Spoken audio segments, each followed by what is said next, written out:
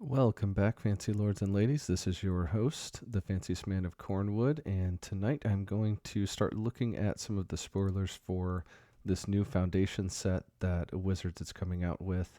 Um, Also, going to be over the next week or two, finishing up with the spoilers, of course, and kind of talking just generally about how they're going to be fitting into the Commander meta potentially, but then also breaking down what this set might mean for the format.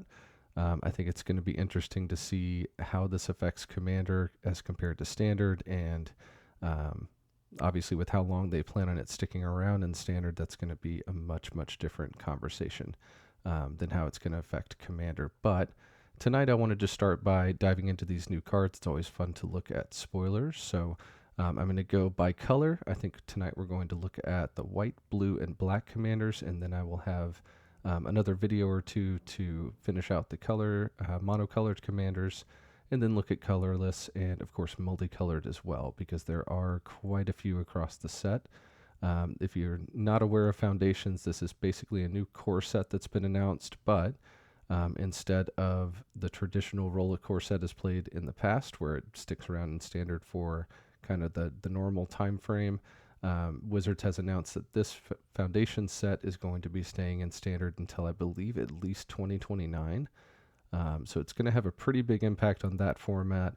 I think it's also going to have quite an impact on Commander. I don't want to get too far ahead of myself because we will be talking about it more in the just kind of general discussion video about how I think this might affect the format itself. But again, tonight we're going to start looking at spoilers, and then we'll get to the rest of that content eventually.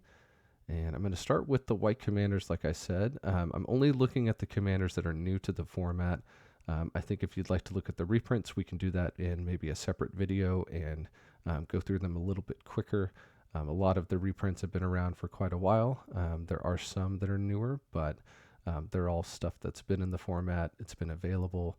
What I'd like to focus on are these new cards that are getting added to the format, because to me, that's always the most interesting part of these sets, including even core sets, even though we haven't had a core set in about a couple years, I believe.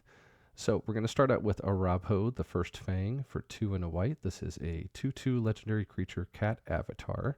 Other cats you control get +1/+1, and whenever Arabho or another non-token cat you control enters, create a 1/1 white cat creature token.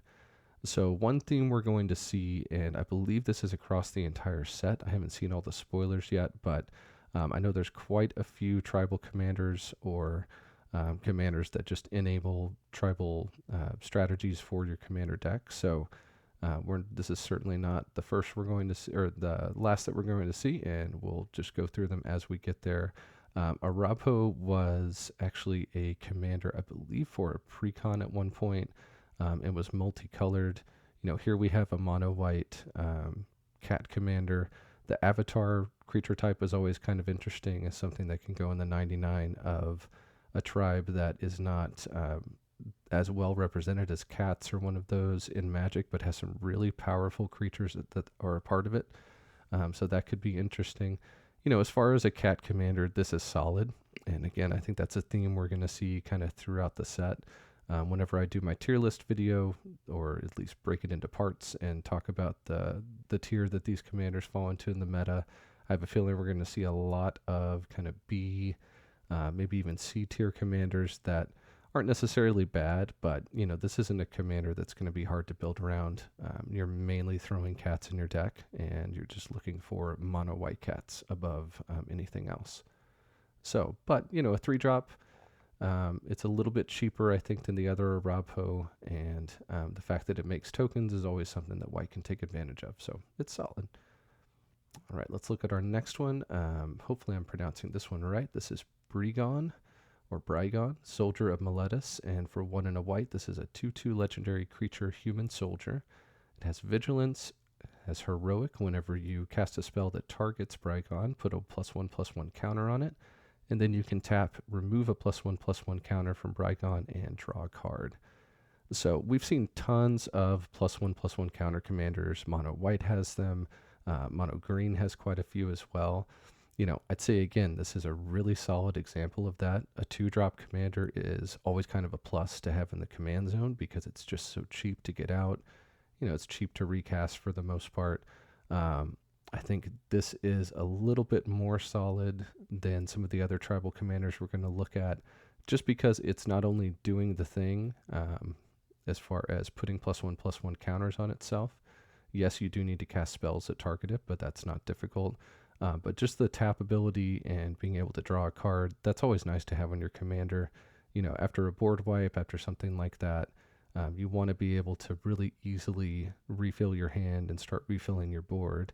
And Brygon can certainly do that. So, again, it's very solid. I think having that card draw on your tribal commander is always going to be a plus, and it's always going to be something that draws people to, a tribe or a theme. In this case, the types are fantastic for a tribe. Human is its own tribe. Soldiers can be their own tribe. Mono white is a great point to build from for both. So, vigilance is just kind of a tack on ability, I think, here. But the fact it has vigilance, can get pumped, and then tap to draw a card, that's pretty good. So, yeah, I think Brygon is very solid. This is a really new player-friendly commander, and one that I'll probably do a deck tech on at some point, just if nothing else as kind of a, hey, beginners, take a look at this entry-level commander that really has all the stuff you need. And, Mono White's in a different place than it was a couple years ago. I'd say it's got a lot more tools than it had even a year or two ago. So, yeah, I'm excited to maybe look a little bit further at that one. All right, next we have a different version of Brymaz, I believe. This is Brymaz, King of Oreskos for 1/2 white. It is a legendary creature, Cat Soldier 3/4, also with Vigilance. Whenever Brymaz attacks, create a 1/1 white Cat Soldier creature token with Vigilance that's attacking. And whenever Brymaz blocks, create a 1/1 white Cat Soldier creature token with Vigilance that's blocking as well. That's blocking that creature, sorry. So I thought I'd caught all the reprints. It's possible this one is a reprint, but just again, another solid cat commander. This one is obviously more focused on combat. I don't know that white has a lot of effects that force blocking. I know green has some of those effects. Red, I believe, has some of those effects. But white probably has some. It's more likely you're going to want to try and get that trigger when you're attacking. Again, though, I think we're kind of running into the same thing with Arapo, where this is just a solid starting point for cat tribal. It does have the soldier type, which is kind of nice because soldiers have a lot of kind of numbers in white. There's a lot of mono white soldiers and a lot of ways to pump soldiers in mono white, which could be pretty cool with this. But yeah, it's just kind of solid. You're going to make most likely one token each turn. If you can have some way to force attacks, maybe you're playing stuff that forces opponents to attack you, something like that, and you can know that you're going to be blocking creatures consistently, then you can go for multiple tokens in a turn cycle. That would obviously be pretty ideal. But yeah, it's not a bad commander. It's more of a solid starting point, though, than a commander that you're going to be super excited to start putting a deck together around. Right, next let's look at Samilla. I'm assuming that's how you pronounce that. Miletian Poet. For 2 and a white, this is a legendary creature, Human Bard. It's a 1/1. Whenever you cast your first enchantment spell each turn, create a 2/2 white Nymph enchantment creature token. At the beginning of each combat, if you control 5 or more enchantments, Samilla gets +4/+4 and gains lifelink until end of turn. This is a pretty solid enchantment commander. I love the fact that the tokens that it's making are enchantments. We've seen that before here recently in Duskmourn, and it's actually been really solid to just kind of keep pushing your enchantment effects that you get for enchantments entering the battlefield and things like that. It really does make a difference when you're casting your enchantment, you're getting all the triggers from the one you're casting, and then you get a second set of those triggers on top of that. So yeah, I think it's probably going to be pretty unassuming. I don't know that a ton of people are going to be rushing to go out and build this commander, but even restricted to one color, there's plenty of strong enchantments in white. The fact this is going to double up on anything that draws you cards or maybe makes flying tokens, things like that. Yeah, that's super solid. And, having 5 or more enchantments, that's not hard at all, especially if you're getting a enchantment token every time you cast an enchantment. Yeah, I think Samel is going to be really solid. So, again, interesting. It will be interesting to see where this winds up on kind of tier list, how people view it as far as its power, and then just how popular it is overall in the format as well. But I could really see it being one that is easy to build around, can go a few different directions, and yeah, just provides a ton of value. The fact that that first ability isn't limited to once a turn, I'm kind of surprised by, and yeah, I think that could kind of help it just get rolling and maybe even run away with some games, just building up a huge board. All right, next let's look at Koala, a Johnny's Pridemate for 3 and a white. This is a 3/3 legendary creature cat warrior. Whenever Koala attacks, each other attacking creatures you control get plus X plus O until end of turn, where X is the number of counters on Koala. Whenever you gain life, put a +1/+1 counter on Koala. And then for 3 and a white, you can gain 1 life. So again, a commander that's really self-contained. That last ability is obviously kind of expensive to just gain 1 life, but being able to have a commander where doing the thing that triggers all of your effects, because presumably you're going to be running a ton of life gain effects in this. That's really nice to have just stapled onto your commander for free. You don't have to worry about getting some other enabler out or doing a different thing during your turn. This isn't restricted to sorcery speed, so you can do that at instant speed and maybe put some other counters on your stuff, get some other triggers in response to a board wipe, things like that. So yeah, I think these commanders are not necessarily ones that are going to just grab veteran players because they're not doing kind of, it's not that what they're doing isn't interesting, but what they're doing has definitely been seen before as kind of an aggregate across other cards. But a commander like this that just comes down, benefits from life gain, but then also gains you life. Yeah, it's just very self-contained package that's easy to build around. Mono white is obviously the best color for the life gain strategies. Black is very close, but I think mono white just has more options to be doing that every single turn and even during opponents' turns. So yeah, this is really strong. Cat warrior, again with the cats, obviously cats are going to be a theme here in Foundations, but warrior is also not a bad creature type to try and work around and maybe incorporate a few cards that have to deal with that as well. So yeah, very solid commander, and I could see, yeah, really easily putting together a pretty strong deck with that. All right, let's next look at Thurid, Mare of Destiny. For 2 and 2 white, we have a 2/4 legendary creature, Pegasus. Has flying and lifelink. Whenever you cast a Pegasus, unicorn, or horse creature spell, copy it. Oh my goodness, and the copy becomes a token. Other Pegasi, unicorns, and horses you control get +1/+1. Okay, I knew that there was a horse commander or a Pegasus commander. I hadn't gotten to see the full text on the card yet before putting this together, and yeah, this is just busted. They didn't need to add unicorns onto this. They didn't need to add horses. There's actually enough Pegasi and mono white to at least have kind of the bones of a tribal deck and start building that deck. The fact that you're going to copy cards like Crested Sunmare, I'm sure others have mentioned that because that just fits perfectly into this deck. But then I believe there's also some unicorns and Pegasi that getting a second copy of them is a pretty big deal. The fact that, it's just kind of tacked on that it's pumping all of those. That's big as well, because a big thing with the Pegasus cards are making those tokens, hopefully making, a swarm of those tokens. So yeah, pumping them is not a small thing. Most of them come with flying, so they've kind of got evasion baked in, built in, however you want to put it. Yeah, that's a really strong commander. At Mythic, I could see this being kind of a chase card for the set. And yeah, not difficult to build around, but a lot of power just in that one package. These 3 lines of text commanders are just getting more and more pushed because, yes, it all works together, but it's not necessary to push it this hard. yeah, this is one that I have a feeling we'll be seeing decks built around immediately once the set comes out, because uh, it's just not hard to find the best Pegasi, unicorns, and horses, put them in a deck, and yeah, even restricted to mono white, have a really nice, powerful deck that you can put together quickly. So, all right, and then I believe this is our last mono white commander. This is Erdnon, Dramoka Warrior for 1 and a white. This is a 1/1 legendary creature, human warrior.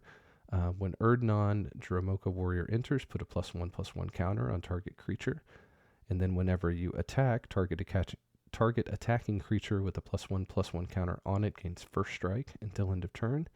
If that creature has 2 or more +1/+1 counters on it, it gains double strike until end of turn instead.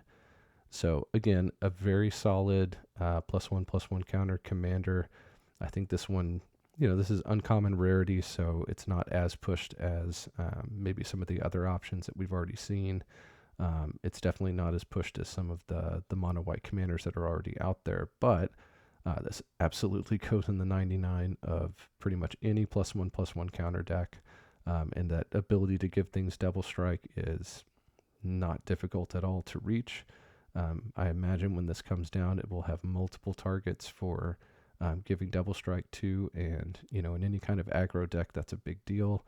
If you can get some type of evasion going, then it's an even bigger deal. So, yeah, as a commander, I think this is probably going to fall pretty solidly into that average, below average kind of range, but I don't know that this is really meant to be the face of a commander deck. I think this is just a solid 99 card that you can look at. So, yeah, next we're going to be looking at our blue commanders. All right, and in blue, we're going to be starting with Sinette Jelly Drover for 3 in the blue. This is a 2/2 legendary creature, human wizard. When Sinette Jelly Drover enters or dies, create a 1/1 blue jellyfish creature token with flying. Creatures you control with flying get +1/+1. All right, so again, an uncommon commander here, and I think it's already pretty obvious that the uncommon commanders are going to be a lot more restrained as far as what they're doing. This is a pretty solid card in the 99 of a kind of a flying matters deck, and blue is obviously a good color for that. Blue and white especially tend to kind of have those lords for flying creatures and things like that. Jellyfish is not a brand new creature type. We do have a few jellyfish. I believe Manowar is kind of the OG jellyfish. Really solid card in limited, so it's a card that I enjoyed playing quite a bit back in the day. I don't know that there's a lot of other jellyfish, but I believe the ones we have generally do have flying.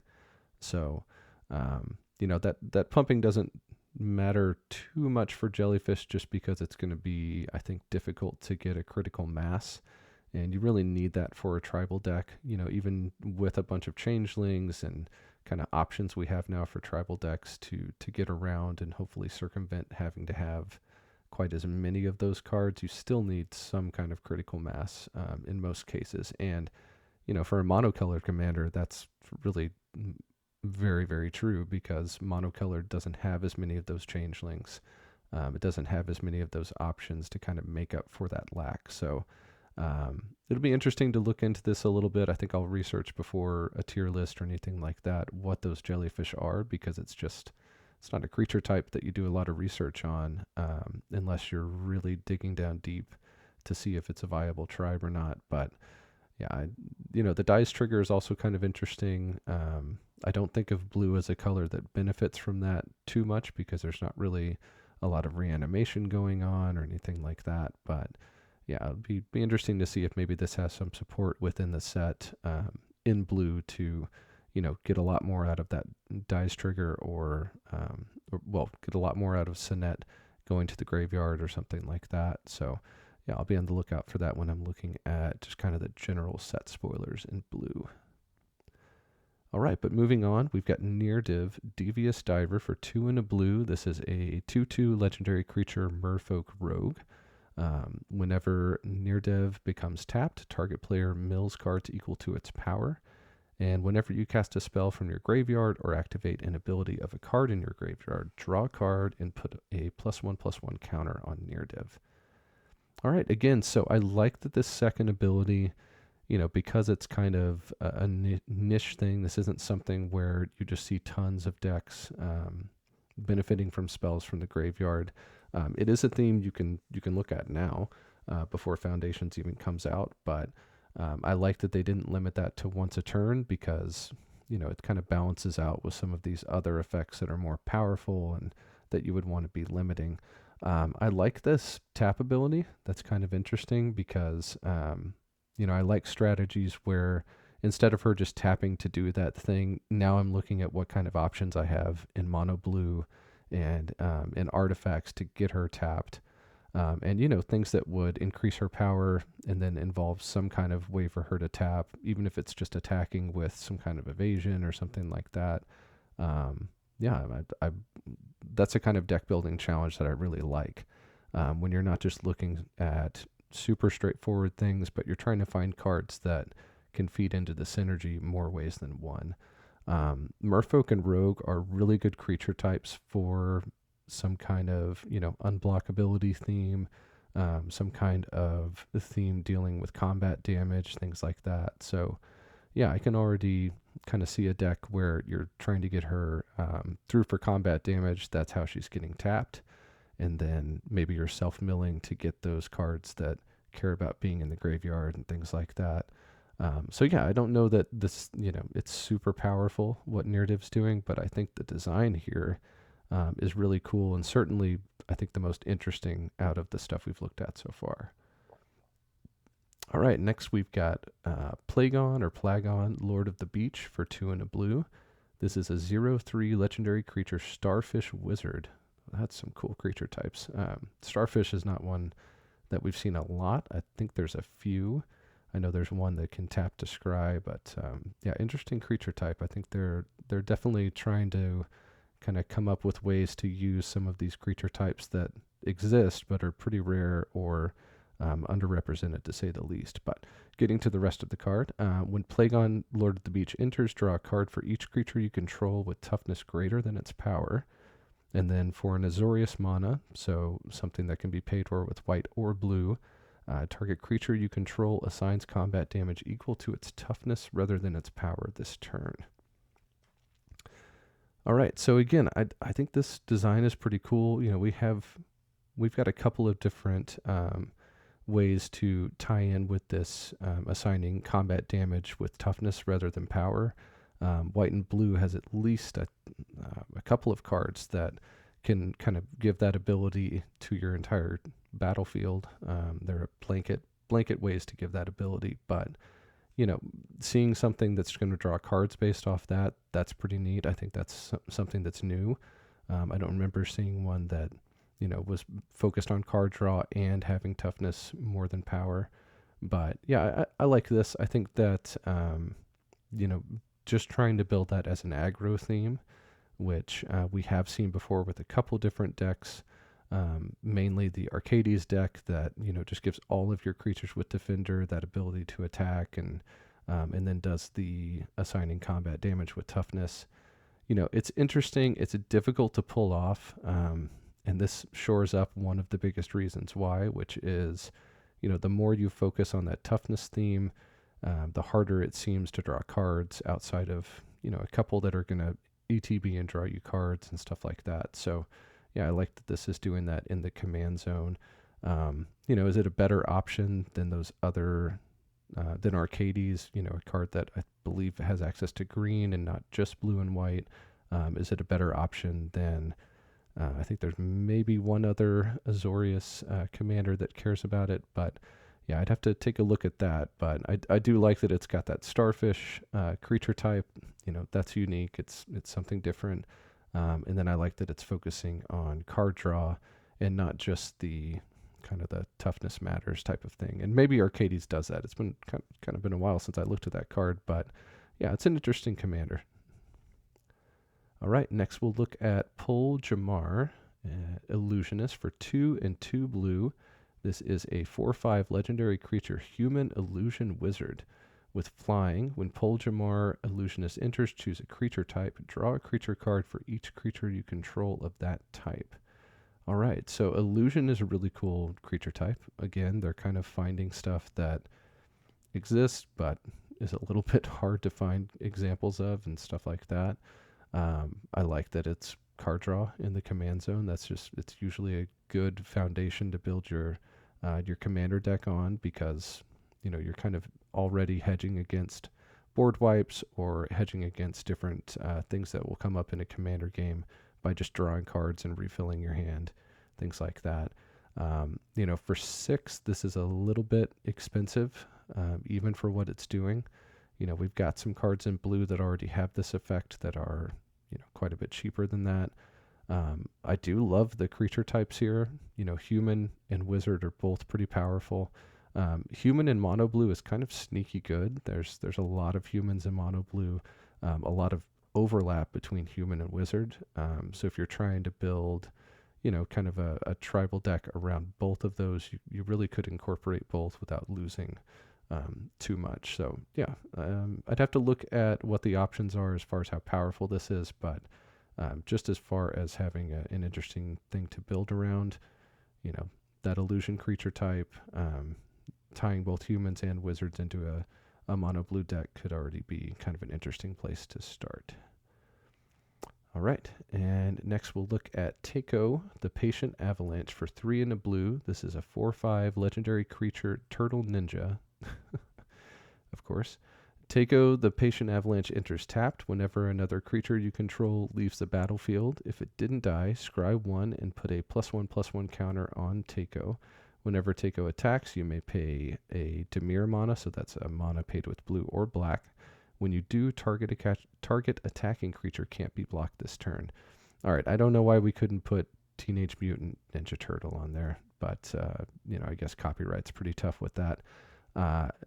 Turtle's an interesting creature type. There are turtles in blue. I don't know if there's turtles in black. I think there might be a couple from maybe New Capenna or oh man, I'm trying to think of set.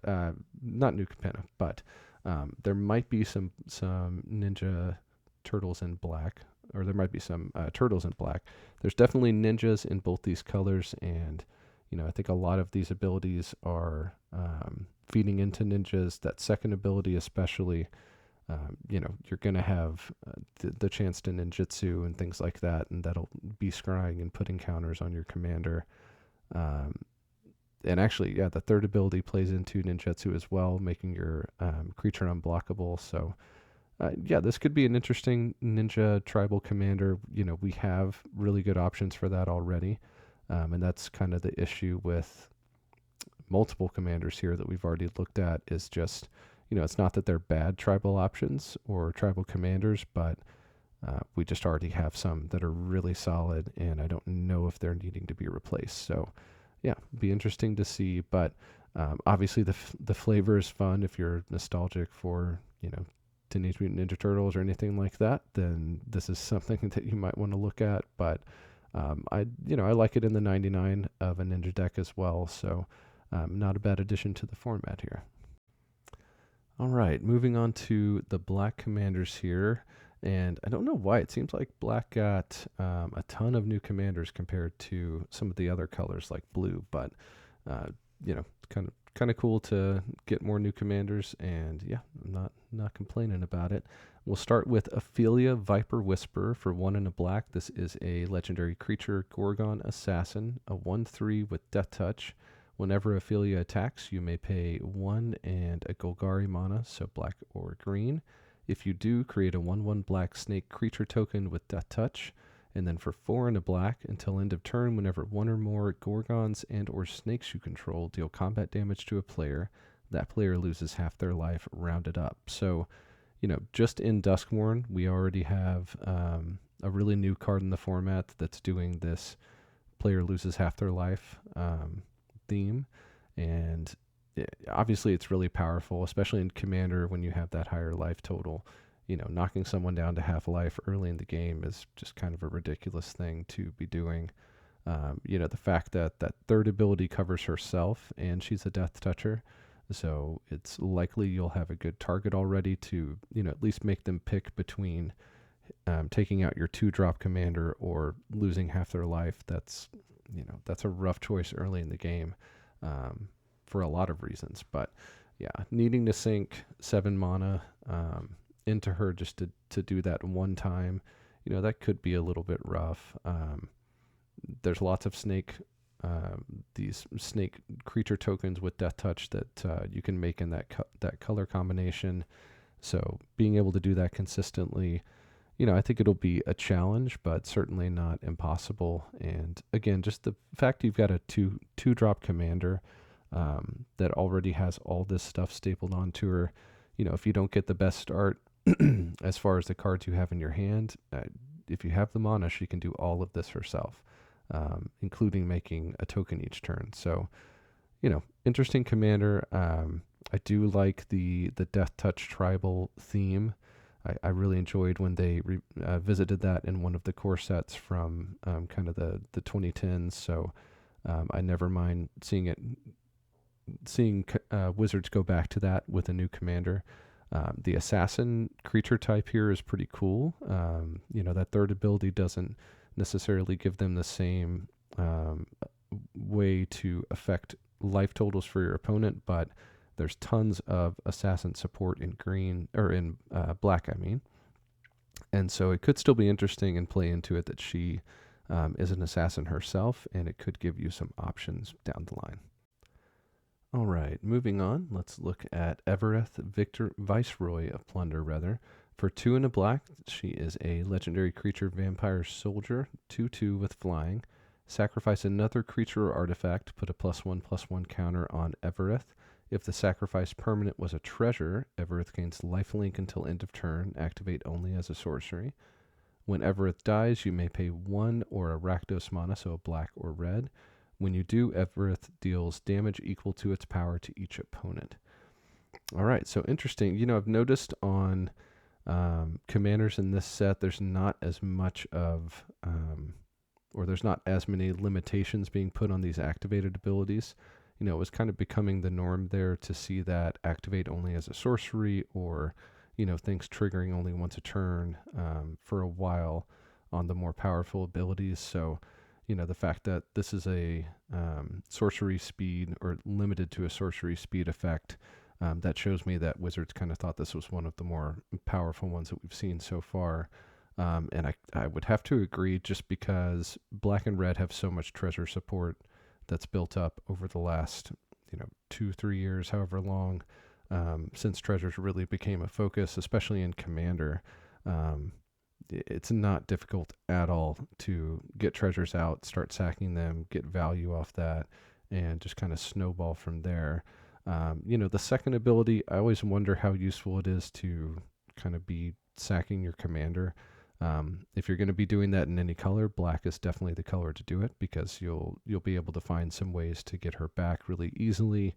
There's her lower CMC could kind of come into play here and maybe help a little bit with that. I know white is kind of the color that cares more about reanimating cheap stuff, but I believe black has some options that are only for maybe 3 mana cost and under, that type of thing, creatures. So solid starting point here for any kind of aristocrat theme that you want to go with. It's always kind of cool when that ties into artifacts and not just creatures for those aristocrat decks. So Evereth having that stapled onto her ability is going to be pretty nice. And again, treasures are just so easy to find in the format. It's so easy to build a Rakdos deck that cares about treasures.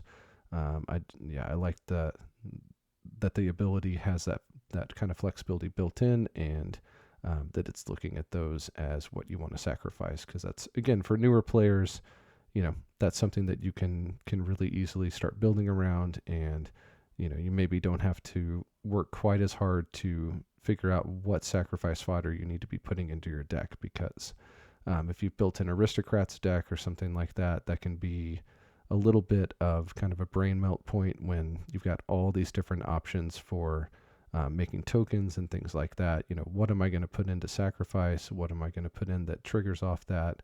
And this really gives you a direction for that, and just says, okay, now what am I going to look at to try and benefit from sacking those treasures? Because obviously that's what I'm going to want to do. So interesting. I think this could be also kind of sneakily high up on the power scale, just because it's so well supported in the colors, and it's not going to be difficult to be triggering every turn. All right, next let's look at Fumulus, the Infestation for 3 and a black. This is a legendary creature vampire insect, 2/2, with flying and death touch. Whenever a player sacrifices a non-token creature, create a 1/1 black insect creature token with flying. And whenever an insect, leech, slug, or worm you control attacks, defending player loses 1 life and you gain 1 life. Okay, I was not expecting 4 different creature types on this last ability. That's going to be interesting. At least 2 of those in the insect and worm stuff has a decent amount of support. Insects have quite a bit of support within black. So yeah, that's going to be cool to see just how many of those are even in the format, how many of them are really viable to be putting in a commander deck. But the other thing is, black has so many of these creatures that come down and force opponents, and usually yourself as well, to sacrifice a creature. And yeah, Fumulus is just going to feast off those, because once you've put 1 down, you've made at least 2 or 3 creatures of your opponents be sacrificed. Then you have your tokens to start sacrificing to your own effects, and that's just going to allow Fumulus to kind of build on itself and really be a little bit oppressive for the board. So I already like that. And then having that third ability where, the more aggressive you can be with your tokens and things like that, the more you're going to benefit from it. This is a really solid commander. 4-drop, it's a little bit more expensive than what we've seen so far, but I'd say for the value you're getting and how easy it would be to take the deck in that direction, and build a really strong deck, it's definitely worth it. All right, next let's look at Nazar, the Velvet Fang. I kind of like that name. That's pretty cool. For 3 and a black, we have a 3/3 legendary creature vampire warlock. Again, 2 creature types that you don't see together too often, but both have some support and are pretty interesting. It has Menace. Whenever you gain life, put a feeding counter on Nazar, the Velvet Fang. Whenever Nazar attacks, you may remove 3 feeding counters from it. If you do, you draw 3 cards and you lose 3 life. So black has some proliferate effects, and that's what I would be looking to do here. Obviously it's relatively easy to be gaining life in black. Just another solid commander. And, for being an uncommon, I think this is a little bit cut above the other uncommons. Yes, it's a 4-drop. It'll be a little bit tougher to get to the battlefield to start immediately benefiting from that effect. But, this is whenever you gain life. It's not limited to once a turn, which again, I'm kind of surprised. I could see limiting this to 1 a turn just for the purpose of commander and balance in commander. So, I don't think it'll be hard to trigger that 2 or 3 times on a turn. Black has tons of effects where you just put something out on the field and then, it's triggering constantly. It also has effects that will just trigger each of your turns. They're reliable. They're relatively cheap most of the time. This guy could get out of hand. If you have to attack and, even if you don't have a good target, if you have to lose him when you attack, drawing 3 cards and, that's probably worth it. Losing the 3 life isn't a big deal because you're in a life gain theme. It's always kind of funny to me when they tack that on and it's not some big number because you're gaining life anyway. What do you care about 3 life? But yeah, it might be worth losing Nazar just to draw those 3 cards. And, the other cool thing about this is if you have something that could double this effect and you've managed to put a ton of counters on Nazar, then yeah, just go ahead and do it a couple times. Draw 6 cards, draw 9 cards, however many you can do it. Just another solid commander that's very straightforward to build around, but could also have quite a bit of power. And the fact that it's uncommon, that's interesting to me. I wonder how much life gain we're going to see in black for this set, because this could be a pretty busted card for limited and things like that. But for commander, I'm excited about Nazar. I think this is one of the more powerful life gain commanders we've seen, even though it's not maybe as flashy. Doesn't have quite as high a ceiling as some of the others. All right, next let's look at Ozox, the Clattering King for 2 and a black. This is a 3/2 legendary creature, Skeleton Noble. Again, interesting combination. Ozox, the Clattering King, can't block.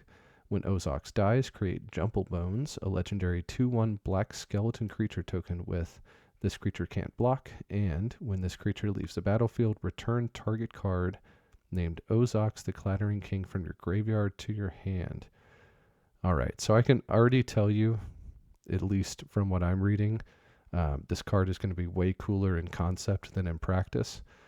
I like the idea of just this kind of never-ending loop of things you can sacrifice, and then they're going to either create the other thing or get the other thing back. That is pretty cool.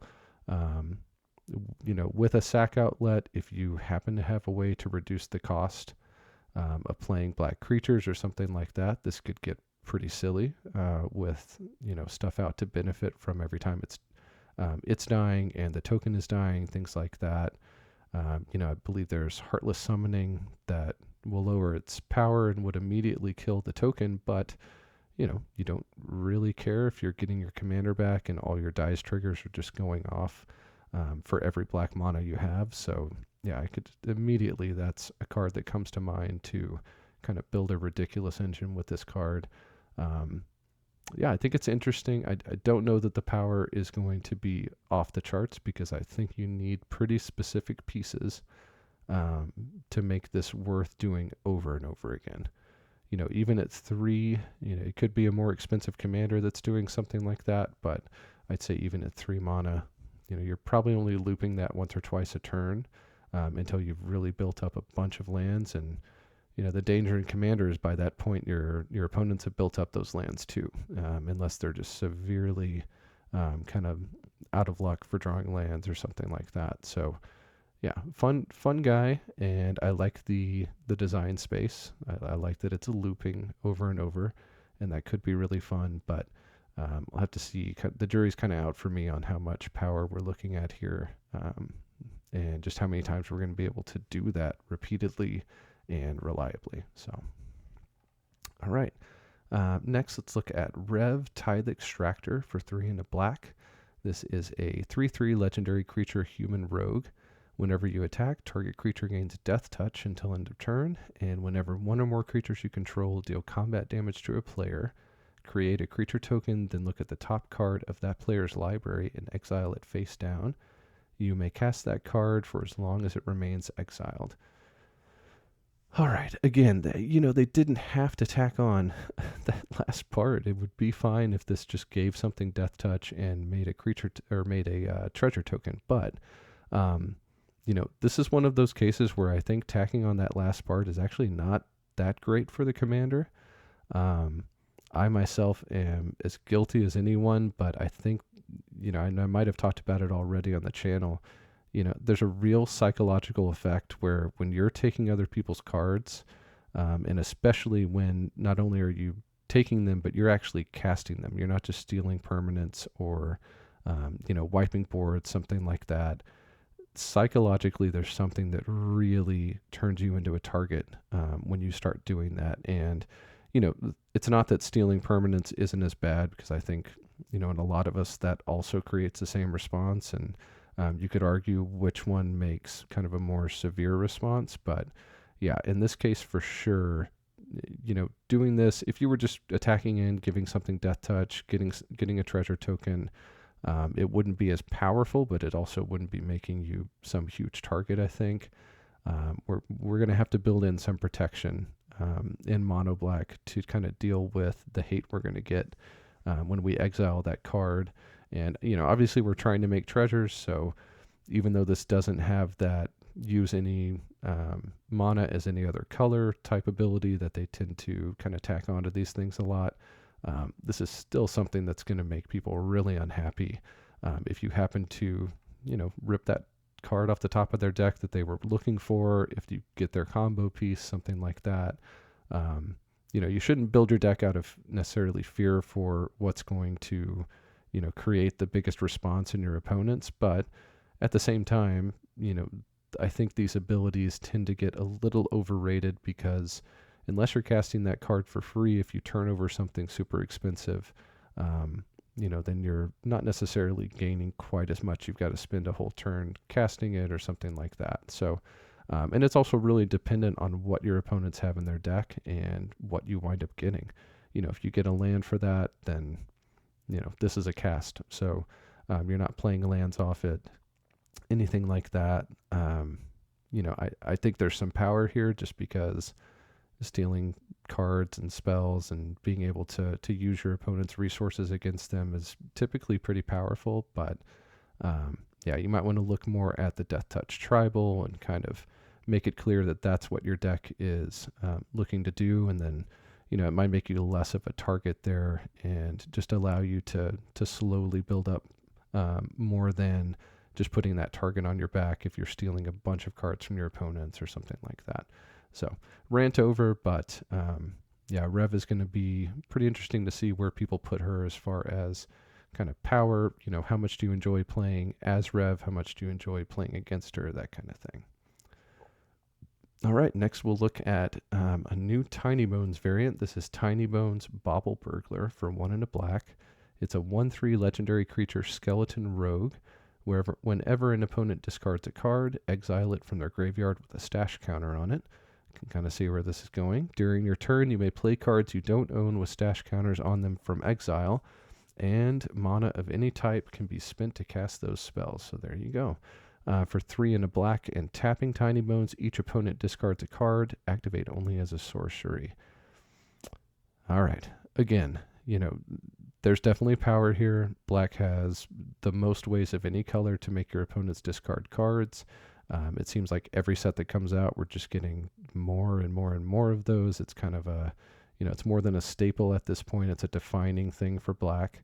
And we just got actually a really good one in Bandit's Talent in Bloomborough, because, you're drawing extra cards when opponents get their hand sizes down.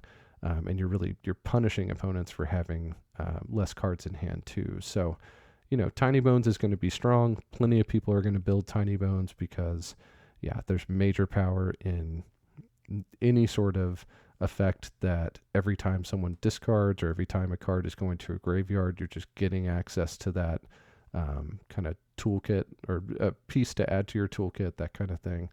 I do think, again, the Tiny Bones player is going to be targeted, because even if you're not doing all that powerful of a thing, you're still doing something that takes a card an opponent might have been looking for or been hunting for and using that card against them. And that's just psychologically, that's something that's hard as a player to see someone else doing and not want to put a stop to it. So as far as power, it's there, but this is just kind of a commander you have to be careful with and really build around being kind of an arch enemy at the table.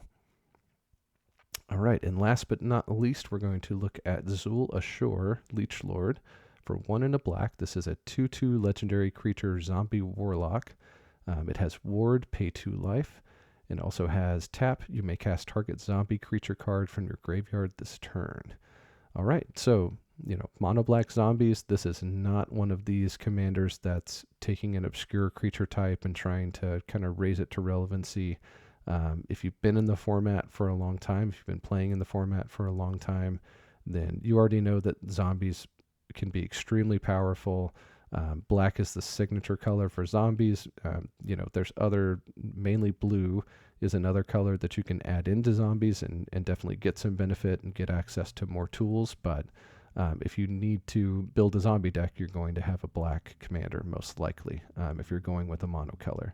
So, the word here, it's a good deterrent. I don't know, that might be something that's meant more for standard, for the constructed formats that are lower life totals, that kind of thing. I don't know that that's going to make a big difference in a commander game. People will probably just happily pay the 2. Being able to cast your zombies from your graveyard, that's strong. Zombies have tons of ways to take advantage of that. There's lots of self-mill in Black. So, this is a commander that's got decent power, but it's very likely that it gets overlooked a bit just because we've seen it in Black zombies before. we've had that ability before. It's not necessarily groundbreaking. It is a 2-drop, which I like in a zombie commander. Some of the most interesting, even mono black zombie commanders tend to be pretty expensive. And so, having a 2-drop that lets you start putting those loops together of sacrificing stuff, bringing it back from your graveyard, getting tons of benefits from that kind of thing. Yeah, I think that's pretty interesting to see in a 2-drop. But that is our first spoiler video, guys. We've looked at white, we've looked at blue, and now we've looked at black. Let me know in the comments what you think. If you think maybe I'm underrating or overrating some of these commanders, which ones are you looking forward to building around? Which ones do you think offer the most interesting take? Maybe some of these tribal commanders are just more exciting than the options we already have. But yeah, let me know in the comments below. If you like the content, please feel free to leave a like and subscribe. It definitely helps the channel out quite a bit. And be on the lookout for our next spoiler video, which is going to include green and red, and most likely colorless as well. And yeah, be watching the channel. In the meantime, thanks so much for watching, and keep playing Commander.